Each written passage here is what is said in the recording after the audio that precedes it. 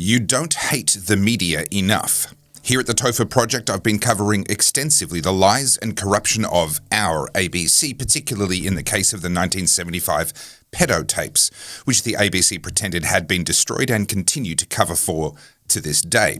I covered that in two parts, episode 219 and 226, for those who would like to learn more about that.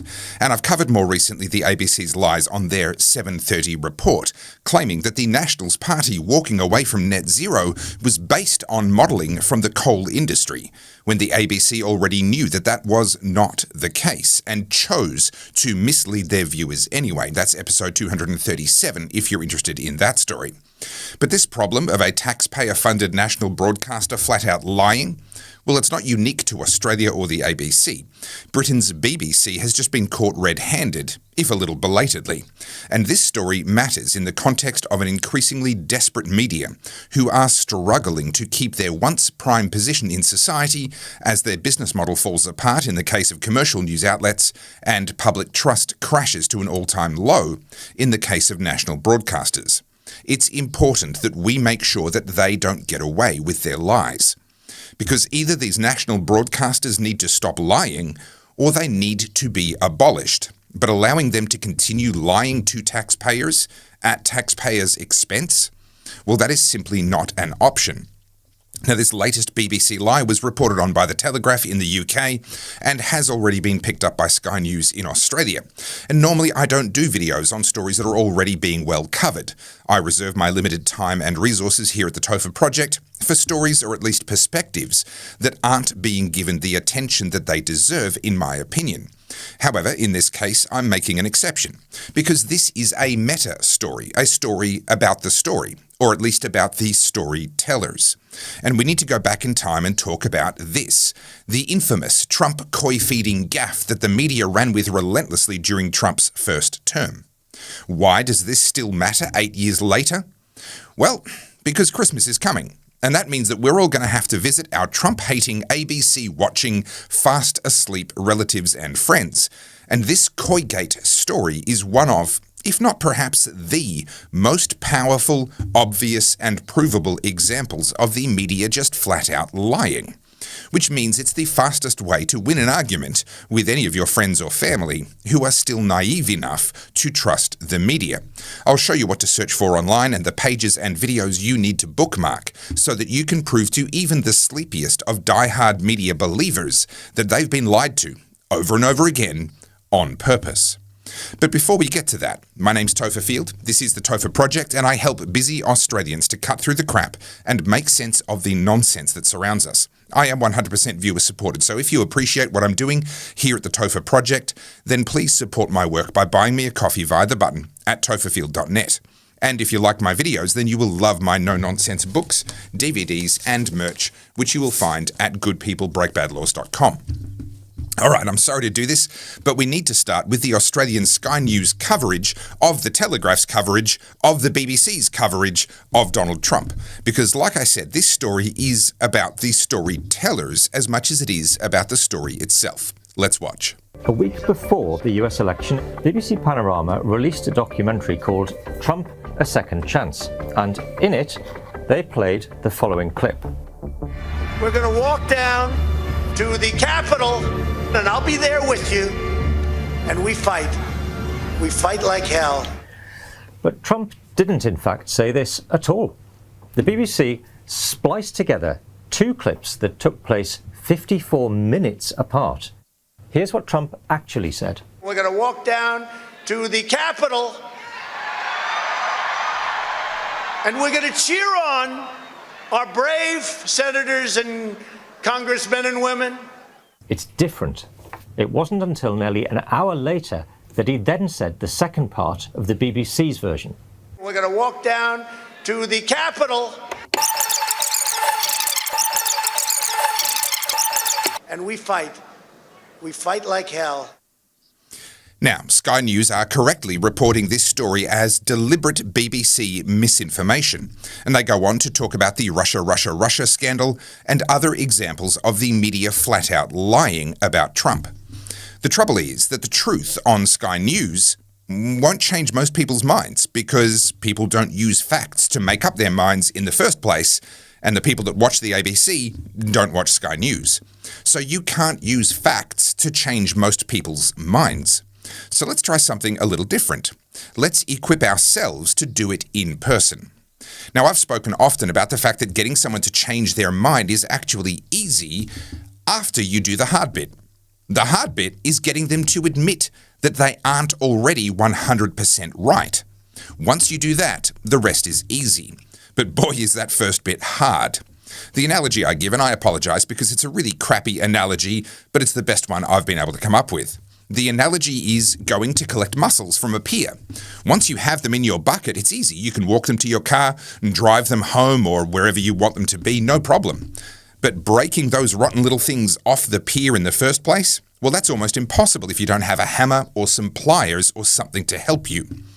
The hard part isn't taking them to their new home, in your kitchen making a paella or some wine-steamed mussels. That's the easy bit.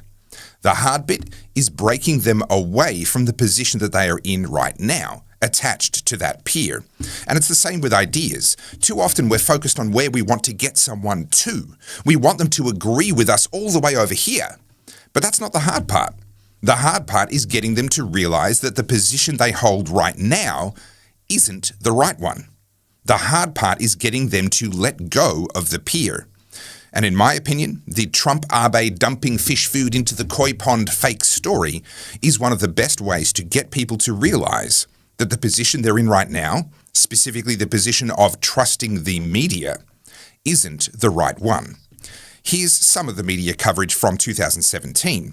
CNN showing both men spooning the koi food into the pond, and then Trump dumping his. They never show Shinzo Abe dumping his fish food into the water first, before Trump did it. They conveniently choose a different camera angle. And only in the text overlay at the very end do they admit that Abe appeared to dump his first. But it's too late. By then, the message in this video is already loud and clear. Here in Australia, the taxpayer-funded SBS ran a story about the media beat-up, headlined, "Trump criticised for dumping box of fish food into koi pond in Japan." They have the picture. They say that Abe was delicately spooning out the food, and the US president was then seen upending his entire wooden box into the pond. The taxpayer-funded SBS then add to the pile-on, repeating the claim that this was dangerous for the fish, including giving airtime to random Twitter accounts saying that the fish might die. And only then, if you scroll down far enough, do they finally acknowledge in a single sentence that it was Shinzo Abe, the Japanese Prime Minister, who emptied his box first. And then they quickly move on to more warnings about how overfeeding fish is bad. One line of truth buried deep inside an article of lies and misdirection, paid for on our taxpayers' dime. Here's an unedited video of the encounter hosted on, of all places, The Guardian. And this video clearly shows what actually happened. Now, you'll find this video if you search Guardian, Trump and Abe fish food. I suggest you search for it and bookmark it so that you can find it easily in the future, because the true believers in the media still believe the lie. And who can blame them? Everywhere we look, we see articles and videos edited to either not mention or to barely mention the very relevant fact that Trump was just following Abe's lead. Even PolitiFact, the notoriously partisan fact-checkers, have had to admit that the story was fake, although they soften the truth by saying early reports got it wrong. No, they didn't get it wrong, they lied. The PolitiFact fact-checkers do actually do a decent job calling out journalists who lied by name, and it includes this important information. Other reports we viewed around the same time, such as those from CNN, the New York Daily News and The Telegraph, mentioned that Abe was first to dump his box, but usually did so several paragraphs into the story. The story by The Independent mentions that Abe was the first to dump his box, but the headline gives a different impression. US President Trump's Abe by upending box of food into Tokyo Palace Koi Carp Pond. But while the mainstream media and taxpayer-funded media were busy spreading lies and misinformation, it was left to the alternative media, in this case notably the tech website Gizmodo, who are no friends of President Trump, to actually tell the truth. In the wide world of media mistakes, Coygate is probably somewhere between a spelling error and posting the wrong hyperlink. But you can be sure that we'll be talking about Coygate for some time as an example of what's wrong with the media, because nobody is operating in good faith anymore. The year 2017 and beyond is simply a contest to see who can be outraged over the most minute details of any scandal, all while very real scandals are dismantling American democracy. Well, of course, they had to get their little anti-Trump jab in there. But they're absolutely right. 8 years later, we are still talking about Coygate, and rightly so, because the lies continue, and the bad faith of the mainstream media and the taxpayer-funded media is now more obvious than ever before. So, what do we do about it? Well, I suggest you start by finding an unedited video of the feeding of the fish and bookmark it or downloading it to your phone. And the next time you come across a true believer, especially one with Trump derangement syndrome, ask them to tell you, and this is important, get them to tell you what happened at the koi pond that day. What was that thing that Trump did in Japan? He was feeding the koi fish at the palace. Now, if they really are a true believer with Trump derangement syndrome, they will confidently tell you that he dumped his box of food while Abe was delicately spooning his. My response when I come across people like that?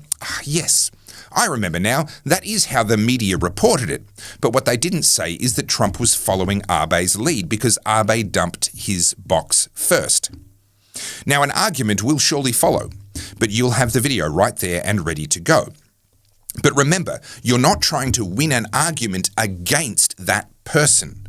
You're trying to get them to break away from the position that they hold, even if they break away just a tiny little bit. In this case, you're trying to get them to break away from their belief that the media can be trusted. So don't focus on winning the argument against them. No. Make the media your common enemy. The media did this to you. How dare they?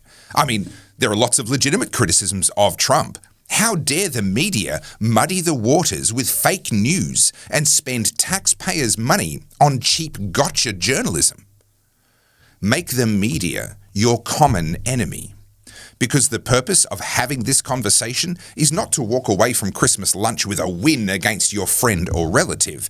That just adds to the division and helps no one. The purpose is that they walk away with a slightly different view of the media that they had previously trusted so much.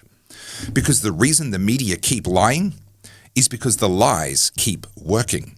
And no matter what your politics is, a media that cannot be trusted is an enemy of us all. My name's Topher Field. This is the Topher Project, and I help busy people like you to keep up with the world as it changes around us, and to cut through the crap and make sense of the nonsense that we are fed in the media and by our politicians. And along the way, I do my best to equip my viewers with practical information, real actionable steps to help you as you navigate this increasingly partisan, dishonest, and divided world. If you appreciate what I'm doing here at the Topher Project, then please help me to keep going by buying me a coffee via the button at topherfield.net. And if you like my videos, then you will love my books about government, power, human rights, and civil disobedience, as well as my multi-award-winning documentary, Battleground Melbourne. And you'll also find my t-shirts and hoodies in a range of designs, all available at goodpeoplebreakbadlaws.com. Thank you for watching all the way to the end. The algorithm loves you, and so do I. Please like, share your thoughts about the media and your own experiences with taxpayer-funded lies in the comments. Check out this video that YouTube thinks that you will like as well. And as always, think free.